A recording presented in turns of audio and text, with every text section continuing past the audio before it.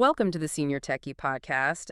Today, we're looking at something that, well, you interact with every single day without even realizing it. We're exploring a stack of materials from the United States Patent and Trademark Office. Yeah, specifically centered around World Intellectual Property Day, which is celebrated globally on April 26th. Right, April 26th. And our focus today is to look past the physical gadgets you use to stay active and independent.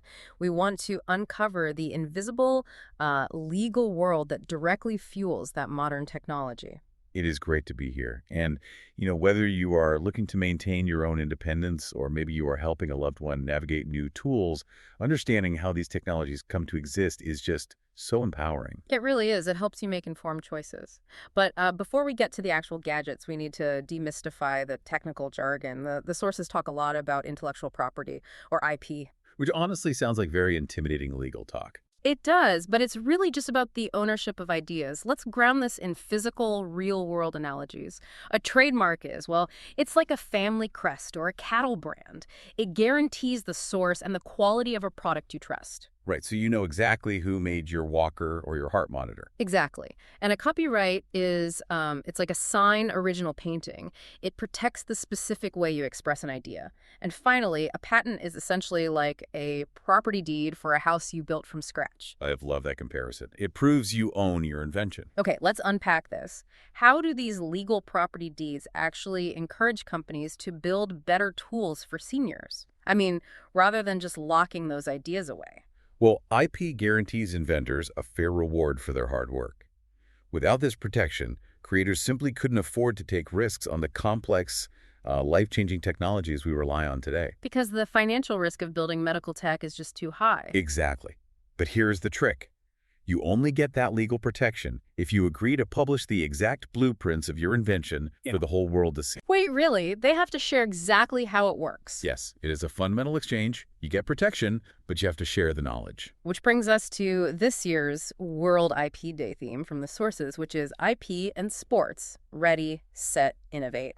Yes, the sports connection is actually a massive driver for everyday mobility. It really is. The materials highlight a specific success story. Rory Cooper, he is an Army veteran and a Paralympic medalist.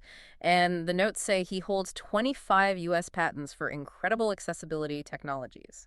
His work is just amazing. He didn't just build a better wheelchair. His patents cover highly advanced designs that they fundamentally change how weight is distributed. Oh, wow. So it actually reduces physical strain on the person using it. It does. And his work extends into wearable robotics and instruments for people with disabilities, too. Mm. And because he patented these ideas, the exact mechanics became public knowledge. Right. The blueprint was shared. Yes. Yeah. So companies developing advanced prostheses like Ottobock, from our sources, they can study that knowledge. But here is where it gets really interesting. Do these patents make accessibility tech too expensive for us? Or do they guarantee the safety and quality we desperately need? That is a very fair question, and it's a vital tension to consider. Yes, patents do protect profits initially, which can impact upfront costs.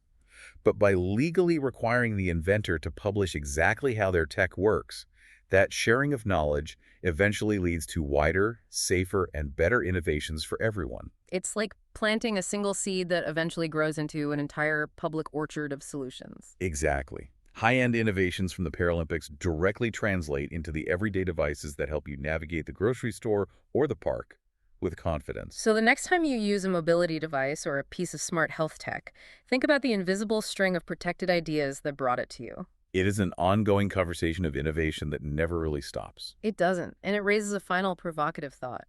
Since you interact with these tools every day, could the next great accessibility invention come from a daily problem that you figure out how to solve in your own home? You never know. The best blueprints often come from the people using the tools every single day.